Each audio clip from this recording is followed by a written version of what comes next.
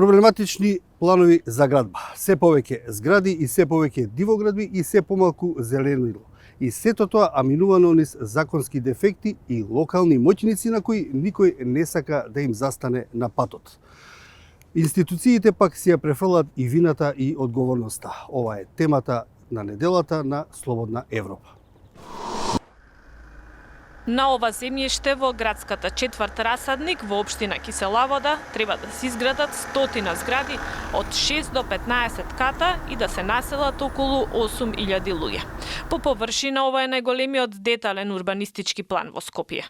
Поголемиот дел од земјиштето е во приватна сопственост, а помал дел има општината. Граѓани сметаат дека со реализација на планот ќе се наруши хуманото живење, а се одржа и протести во организација на општинскиот комитет на ВМРО-ДПМН.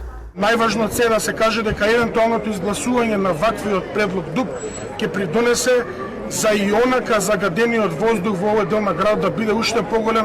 Од општината велат дека државното земјиште е предвидено за зелени површини за изградба на паркиралишта, а на него ќе се градат и училишта и градинка. Уште еден план за градба ја бранува јавноста во последно време, и тоа на другата страна од градот. Се наоѓаме во местото Дексион Јурија во општината Ѓорче Петров, каде што се планира да се изградат 17 катници. На ова место, на површина од 4 хектари, е планирано да се изградат 800 станови во кои ќе живеат околу 3000 луѓе. Но плановите за вакви градби предизвикаа протести кај граѓаните. Тие бараат повеќе зеленило и пониски згради. Иницијатива на граѓани од Ѓорче Петров поднесе барање до општината да се ревидира деталниот урбанистички план за ова место. Граѓаните на Ѓорче Петров имаат уставно загарантирано право на хумано живење и нормална животна средина. Од општината велат дека новиот план нуди современ концепт за развојни потреби и дека одобрение за градба се уште не е дадено. Новиот министер за транспорт и врски Благој Бочварски вели дека со новиот правилник за урбанистичко планирање треба да се стави ред во урбанизмот.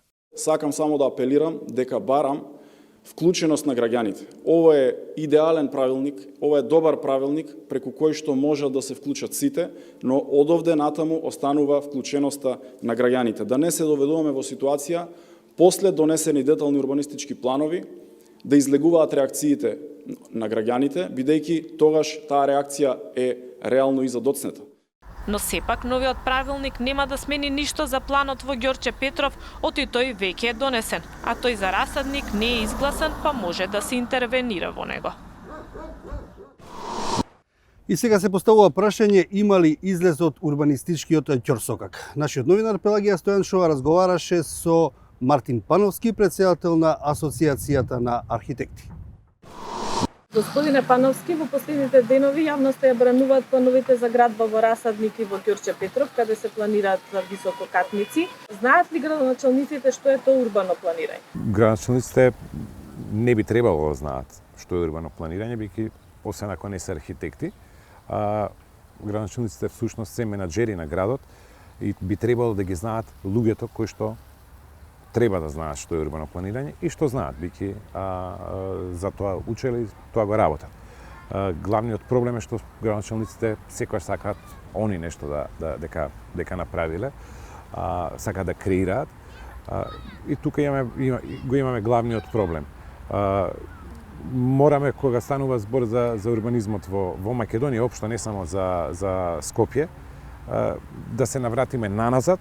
Урбаното планирање не е нешто што се случува во една година и развој на град, туку е последица на голем временски период, така да се тоа што денеска го живееме е последица на овие 20 години изминати, кои што доведоа до ова.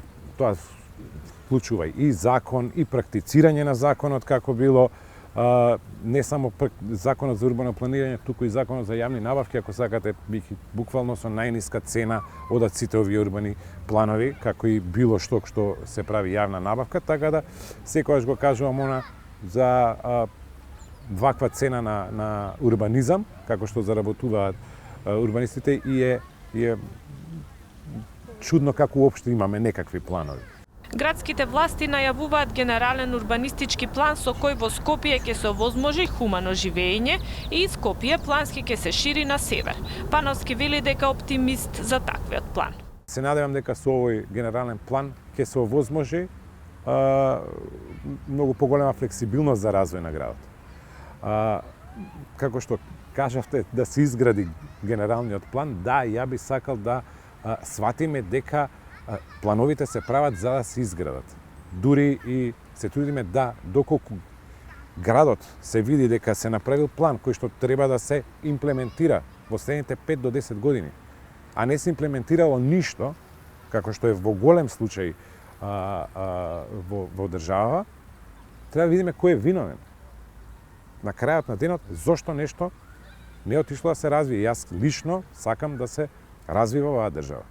Уште еден проблем со години наназад е справувањето со дивоградбите. Ако може некој да направи зграда која што е дивоградба и да ги продаде становите, и сите, вклучувајќи и ЕВН, и Водовод, и Телеком, да ја приклучат таа зграда,